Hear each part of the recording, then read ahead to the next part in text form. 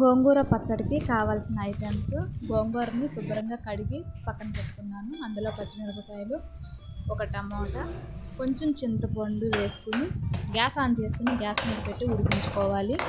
అవి ఉడికేంత వరకు పైన మూత పెట్టుకోండి. మూత పెట్టుకుంటే తొందరగా ఉడికిపోతుంది అన్నమాట. ఉడికిపోయిన తర్వాత ఉప్పు అనేది యాడ్ చేసుకోవాలి. సరిపోయేంత ఉప్పుని యాడ్ చేసుకుని అది ఉడికిపోయిన తర్వాత పచ్చడి చేసుకోవడానికి ఫస్ట్గా జీలకర్ర, చిన్నులపాయ వేసుకుని కచ్చాపచ్చాగా దంచేసుకోండి. కచ్చాపచ్చాగా దంచుకుంటే ఆ ఫ్లేవర్ అనేది గోంగూర పచ్చడికి చాలా అంటే చాలా బాగుంటుంది అన్నమాట.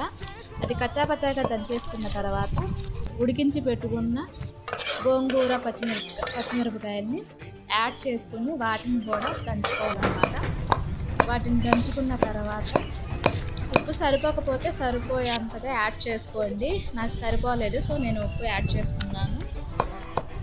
పచ్చడి అనేది రెడీ అయిపోయింది. సో పచ్చడి రెడీ అయిపోయిన తర్వాత లాస్ట్గా ఒక ఉల్లిపాయ తీసుకున్నాను, పెద్ద ఉల్లిపాయ తీసుకుని కచ్చాపచ్చాగా దంచుకొని దాన్ని కూడా ఉడికించిన దానిలో గోంగూర పచ్చడిలో కలిపేసుకున్నాను అన్నమాట. రోట్లో లాస్ట్కి అన్నం వేసుకుని తింటే రుచే వేరే, చాలా అంటే చాలా బాగుంటుంది.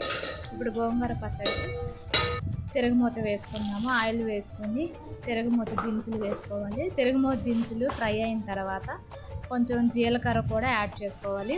జీలకర్ర యాడ్ చేసుకుని జీలకర్ర ఫ్రై అయిన తర్వాత ఎండుమిర్చిని యాడ్ చేసుకొని ఎండుమిర్చి ఫ్రై అయిన తర్వాత గోంగూర పచ్చడిలో వేసుకొని పచ్చడిని తాలింపు వేసేసుకోవడమే. నోరూరించి గోంగూర పచ్చడి అనేది రెడీ అయిపోయింది. నేను తిన్నాను, చాలా అంటే చాలా బాగుంది. నచ్చితే మీరు కూడా ట్రై చేయండి. వీడియో నచ్చితే లైక్, షేర్, సబ్స్క్రైబ్.